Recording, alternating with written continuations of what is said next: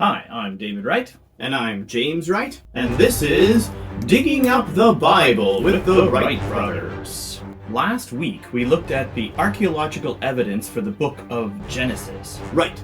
Wikipedia said that it was written in the 3rd to 6th centuries BC, but the Silver Scrolls date to the 7th century BC. Yep. Secular scholars ignored the evidence, and they do a similar thing for the book of Exodus as well. Oh, I bet. I suppose the burning bush, the 10 plagues of Egypt, and the parting of the Red Sea are just myths. According to Wikipedia, there is no direct historical or archaeological evidence for any of the incidents in the book of Exodus. What about the Bible? Isn't that historical evidence? According to Wikipedia, only fundamentalist fringes believe the Bible is historically accurate. So I guess that's us. You said it, brother.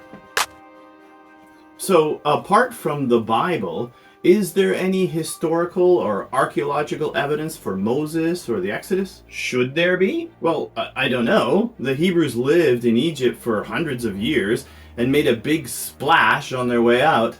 Did you see what I did there? Parting the Red Sea, made a big splash. Your comedy is brilliant, but I think you've made my point.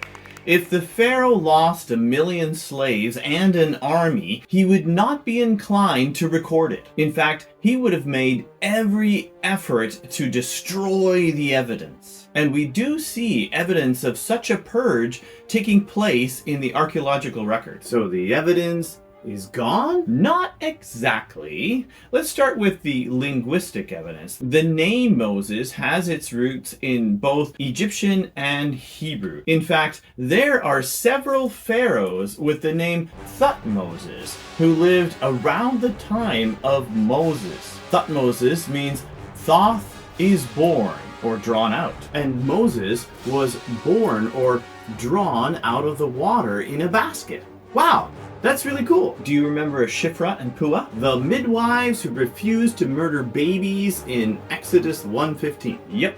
Shiphrah and Puah are also Egyptian names. Shiphrah is even found in a list of Egyptian slaves from that time period. If the Exodus was actually written 1,000 years later by Jewish scribes in exile in Babylon, how did they know so much about the Egyptian names at the time of Moses? Well, they couldn't. But there's more. On the side of a temple pillar in Soleb, which is ancient Nubia, beneath the carving of a captured Semitic figure is the phrase Shasa, land of Yahweh. What is Shasu? Well, we're not sure about that. It could refer to the people of Jethro, Moses' father-in-law, or just nomadic Semites in general. But the name of greater significance was Yahweh, or YHWH, the most holy name of the Hebrew God. This is the very first reference to Yahweh outside of the Bible, and it's in an Egyptian temple dating back to the time of Moses. So while direct evidence of the Hebrews may not have been found in Egypt, the name of the Hebrew God certainly was.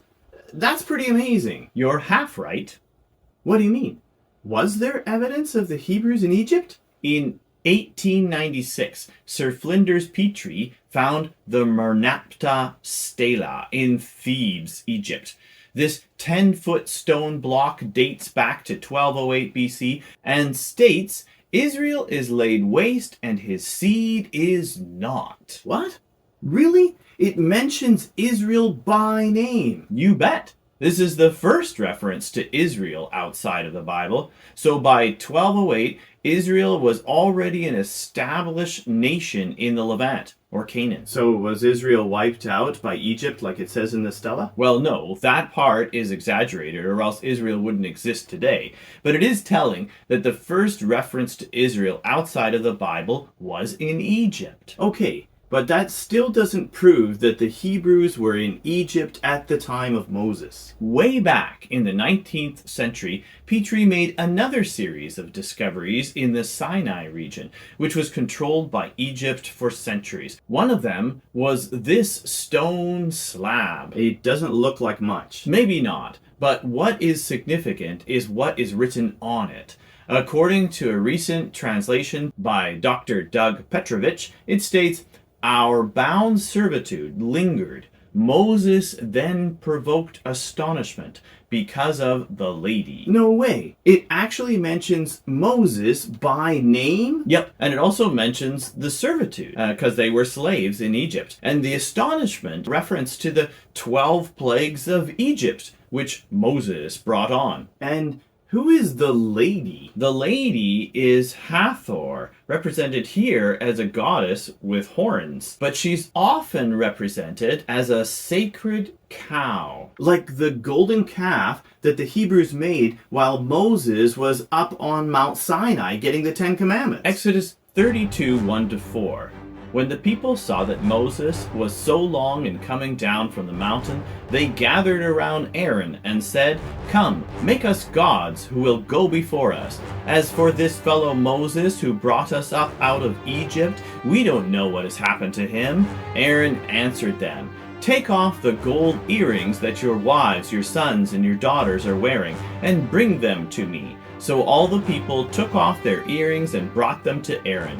He took what they handed him and made it into an idol cast in the shape of a calf, fashioning it with a tool. Then they said, "These are your gods, Israel, who brought you up out of Egypt." Wow, that is unbelievable. So if there is all this evidence, then why do the critics still say that Moses never wrote the book of Genesis or Exodus? Well, some argue that Dr. Petrovich's translation is wrong. But even if that is true, they still have to explain where the language comes from. Well, what do you mean? Well, it's obviously not Egyptian, so what is it? Hebrew? Right. Many scholars have argued that it is a Semitic language or an early form of Hebrew. So how could the Hebrew language have been in Egyptian-controlled Sinai if there were no Hebrews there in 1447 BC? Wow, that is amazing.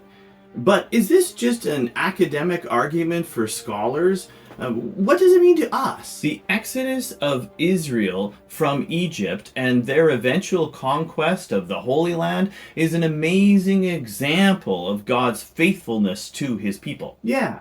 No matter how bad the situation appears to be, God is with us, and he will never forsake us. As Moses told the people just before God parted the Red Sea, "The Lord will fight for you. You need only to be still." Exodus 14:14. Thanks for listening. Hi, I'm David. Hi, I'm James. And we really need your help to get the message out. Please subscribe to our channel and watch the next one.